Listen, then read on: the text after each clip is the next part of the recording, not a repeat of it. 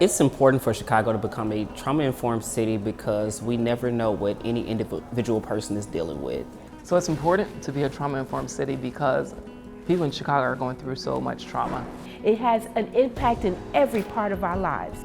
The history of this place is embedded with pain. And so we have a responsibility to not only examine that pain and do something about it.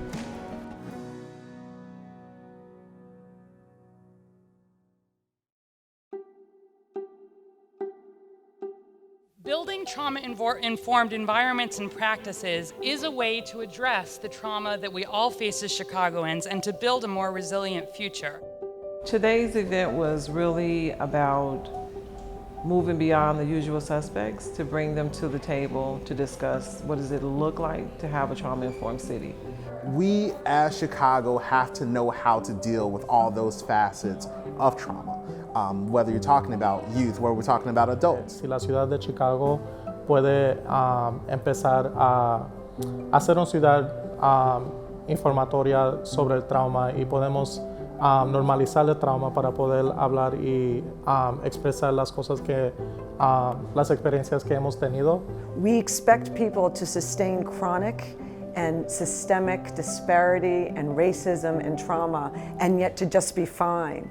And so when we look at the solutions for people outside those communities, we tend to pathologize, we tend to criminalize. It's time to change that narrative and get people the help that they need so they can heal.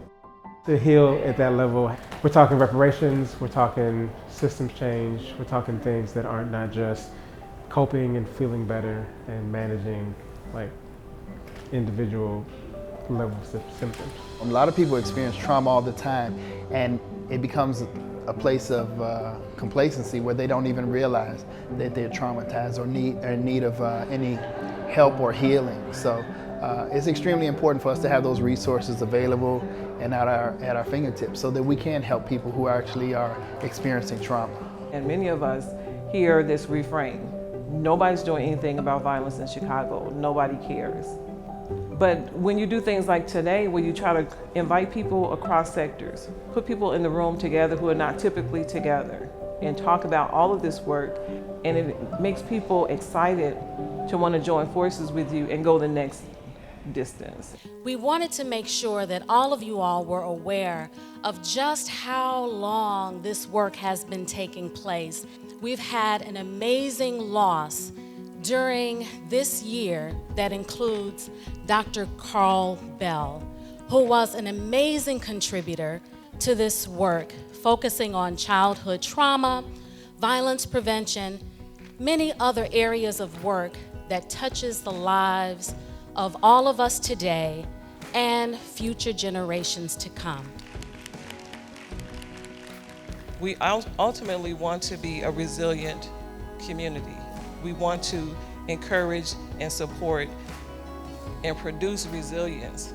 Resiliency for me means being able to experience the world as it comes to you, but always being able to bounce back.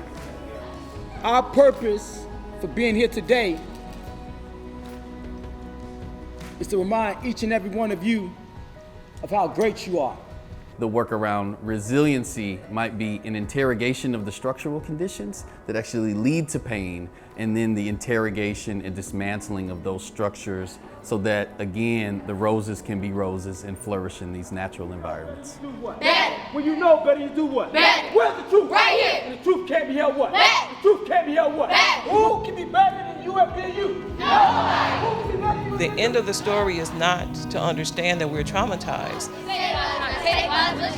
To realize that black lives and brown lives and white lives and your life and my life matters. But it is to really understand what is our pathway forward and how do we heal so that then we can be the vibrant, dynamic, amazing people that we really are born to be.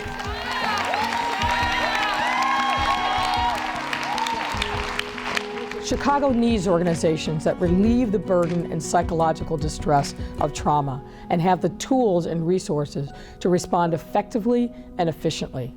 It takes everyone to create and sustain the change we seek. Now, let's get started.